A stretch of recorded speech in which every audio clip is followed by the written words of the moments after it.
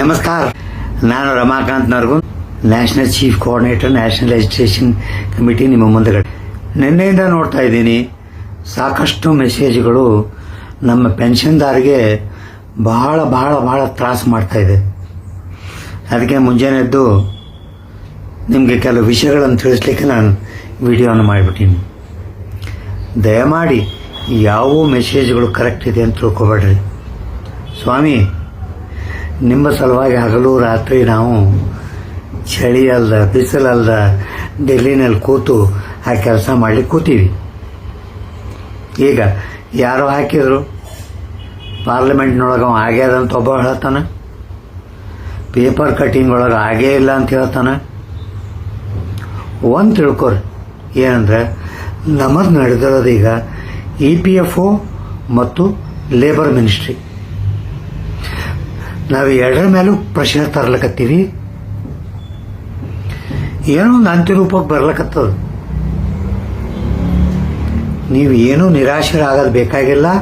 ಯಾವೇ ಮಾಹಿತಿಗಳು ಬಂದರೂ ಕೂಡ ಎದುರಿಸ್ರಿ.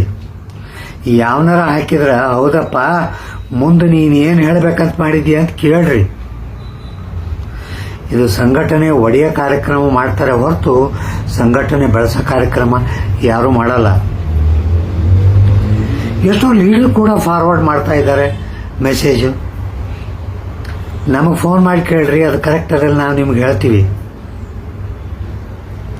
ನೋಡ್ರಿ, ನಮಗಾಗಲೇ ಲೇಬರ್ ಮಿನಿಸ್ಟ್ರಿಯಿಂದ ಆಫೀಷಿಯಲಿ ಮೇಲ್ ಬಂದದ. ನಾವು ಮೊನ್ನೆ 3 ಮತ್ತು 4ನೇ ತಾರೀಕು ನೋಟಿಸ್ ಕೊಟ್ಟ ಮೇಲೆ ನಮಗೆ ಮೇಲ್ ಕಳ್ಸ್ಯಾರ. ಅವ್ರು ಏನು ಕಳ್ಸ್ಯಾರ, ನಿಮಗೆ ನಾವು ಶಾರ್ಟ್ಲಿ ಕರೆದು ಫೈನಲ್ ಡಿಸ್ಕಷನ್ ಮಾಡ್ತೀವಿ. ಇದೇ ನಾನು ನಿಮಗೆ ತಿಳಿಲಿಕ್ಕೆ ಹೇಳ್ತೀನಿ. ಅವ್ರು ಕರೆಯೋವರೆಗೂ ನಮ್ಮ ಸಂಘಟನೆ ಶಕ್ತಿ ಬಲ ಕಾರ್ಯಕ್ರಮಗಳನ್ನು ನಾವು ತೋರಿಸ್ತಾನೆ ಇರಬೇಕು. ಎದೆಗುಂದದಿರಿ, ಮುಂದೆ ಹೋಗೋಣ. ನೀವೇ ನಮ್ಮ ಶಕ್ತಿ, ನೀವೇ ನಮ್ಮ ಬಲ. ಸ್ವಾಮಿ, ಏನು ಯೋಚನೆ ಮಾಡಬೇಡ್ರಿ. ನಿಮಗೆ ಪೆನ್ಷನ್ ಕೊಡಿಸೇ ತೀರ್ತೀವಿ. ಇದಕ್ಕಿಂತ ಜಾಸ್ತಿ ಏನು ಹೇಳ್ಬೇಕಪ್ಪ. ನಿಮ್ಮ ಬೇರೆಯವ್ರ ಪ್ರಶ್ನೆ ಕೇಳಿದ್ರು ಹಿಂಗೆ ಹೇಳ್ರಿ, ನಮ್ಮ ರಮಾಕಾಂತ್ ಅವ್ರು ನಮ್ಗೆ ಹೇಳ್ಯಾರ ಪೆನ್ಷನ್ ಕೊಡಿಸೇ ತೀರ್ತೀವಿ ಅಂತ. ನಮಗೆ ಸಿಗ್ತದೆ. ಯಾರು ಸ್ಟೇಟ್ಮೆಂಟ್ ಕೊಟ್ಟರು ತೊಗೊಂಡು ಏನು ಮಾಡ್ತೀರಿ? ಅಲ್ಲಿ ಎದರ ಮಾತಾಡ್ಲಕತ್ತೀವಿ ಸರ್ಕಾರದ ಜೊತೆಗೆ ಆಗ್ತದಂತ ಹೇಳಕತ್ತಾರ. ದಯಮಾಡಿ ನಿರಾಶೆ ಆಗಬೇಡ್ರಿ. ಜಲ್ದಿ ನಮ್ಮ ಕೆಲಸಗಳಾಗ್ತಾವ. ನಮ್ಮ NSC ಕಾರ್ಯಕ್ರಮಗಳು ಎಲ್ಲೆಲ್ಲಿ ಬರ್ತಾವ ಅದನ್ನ ಅಟೆಂಡ್ ಮಾಡ್ರಿ. ಅವ್ರ ಜೊತೆಗೆ ಸೇರ್ರಿ, ಅವ್ರಿಗೆ ಶಕ್ತಿ ಕೊಡ್ರಿ. ಬೇರೆಯವರಿಗೆ ಯಾರ್ಯಾರು ಡಿಪ್ರೆಸ್ ಆಗ್ಯಾರ ಅವ್ರನ್ನ ಹುಮ್ಮಸ್ ಕೊಡ್ರಿ. ಪಾಪ ಅವರಿಗೆ ಡಿಪ್ರೆಸ್ ಮಾಡ್ಲಿಕ್ಕೆ ಹೋಗ್ಬೇಡ್ರಿ. ಇಷ್ಟು ಹೇಳಿ ನಾನು 4 ಮಾತುಗಳನ್ನು ಮುಗ್ತೀನಿ. ಬೋಲೋ ಭಾರತ್ ಮಾತಾ ಕಿ ಜೈ.